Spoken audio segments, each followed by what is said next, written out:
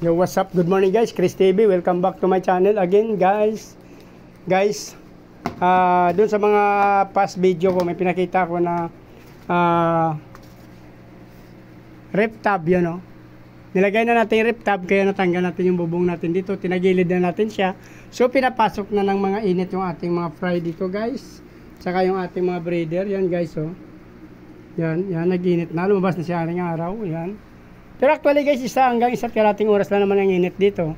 So tinatakpan natin sila ng konti para hindi sila mapuwersa sa init. Since mga fry pang karamihan kasi dyan guys. Ayan, o, fry ng pea dirt, yan. Pea dirt, ito pea dirt koi, tiger mosaic, tsaka yung ating mahuli na breeder, ating breeder na mga danyo dyan guys, yan. Sinsya na kayo kasi against the light. So baka hindi nyo makita masyado. Ganyan lang guys, pag malayo, maliwanag naman. Yan, marami. Inayaan ko na silang mapasok ng araw. Kinuha na natin yung bubong yan. Tinagilid ko na yung bubong guys kasi naglagay ako ng rep tab dome. Yung aking rep tab dome, puro plants muna yon. So next week titingnan ko, lalagyan natin ng tryo na fish para hindi magkaroon ng kiti-kiti dyan guys. Yan. Ito yung setup natin dito, yan. Dito sa aking skinita guys, yan. Flex ko lang sa inyo ang aking skinita, rep tab, saka yung mga grow out na 5, breeder. Since breeder grow out din sa baba guys, yan. Mayroon pa tayo dito sa hagdan guys, yan, oh. Sinsya na kayo, magulo rito. Yan yung aking mga breeder guys, yan. Mayroon din dito mga grow out na nasa tab lang, yan, oh.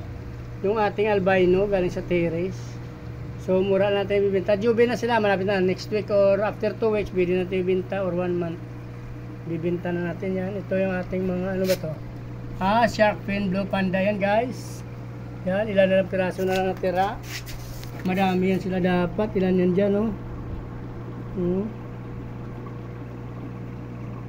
Yan guys, yan na natira sa ating shark fin. Ito yung ating feeder. Actually guys, feeder to. Tapos yung ayan, oh, feeder truss sa AFR. Kaso wala nang AFR yata, namatay na, oh. Ay, nalipat ko doon yung AFR pala sa taas. Wala na palang partner to. Lagyan natin to albino guys, na female. Ito yung ating ano ba yan, feeder koi. Dami ko palang feeder koi ngayon guys, yan, oh. So feeder koi din yan guys, 25 piraso. Yan, dami natin feeder koi ngayon guys, pinaparami. Ating black musco breeder. Ito yung ating ano ba to, oh, feeder QC guys. Yan, solid strength ng feeder QC. Yan yung mga fry niya, ilang piraso na lang natira. Ito yung ating feeder ni Jim. Feeder yan ni Jim guys, yan, oh. Actually 4 yan, naiwan dyan, 2 na lang. Yan. Mayroon dun, yung 2 pa lang doon nilipat sa kabila.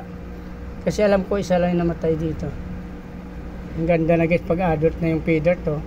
Nakita nyo naman, hindi ko na dapat sabihin, oh. Yung tainga ng feeder natin pa nag-adult na guys, tingnan nyo. Ang lupit niya, no. Yan, oh. Yan ang kinaganda ng feeder. Habang tumatanda siya, gumagandang kanyang tainga, lumalaki. Yan. Meron tayo dito ang albino din guys, oh. Albino na grow out, yan, dami niyan. May kasamang muli dyan, na balon muli, sorted. Ito yung ating albino na breeder, albino koi.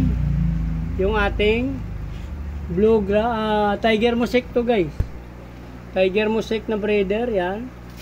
Ito yung ating bluegrass. Ang dami na ring anak nitong bluegrass, buntis na naman siya guys. Bantayan na natin itong isa, malapit na mga anak, oh. No, mali, bili-bili na masyadong isa guys, yan. Ito yung ating feeder din, breeder, RDSS. Sinsya na guys, medyo madilim na, hindi na makita masyado. Marami pa tayong breeder dito guys, yan, oh.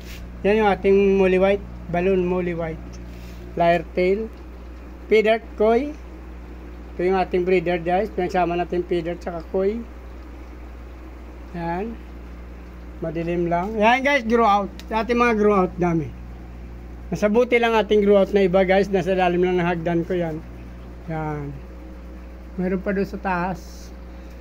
So kung natapos nyo ang video na to, please like, follow, subscribe my YouTube channel guys. Sama nyo na rin notification bell para updated kayo sa mga video na ina-upload ko araw-araw. Maraming salamat sa patuloy na suporta at panonood ng aking mga video guys. Paki-follow nyo rin aking Facebook page, Chris Molieno guys. Maraming salamat. Nais ko'y mabuhay kayo hanggang gusto nyo. Bye-bye!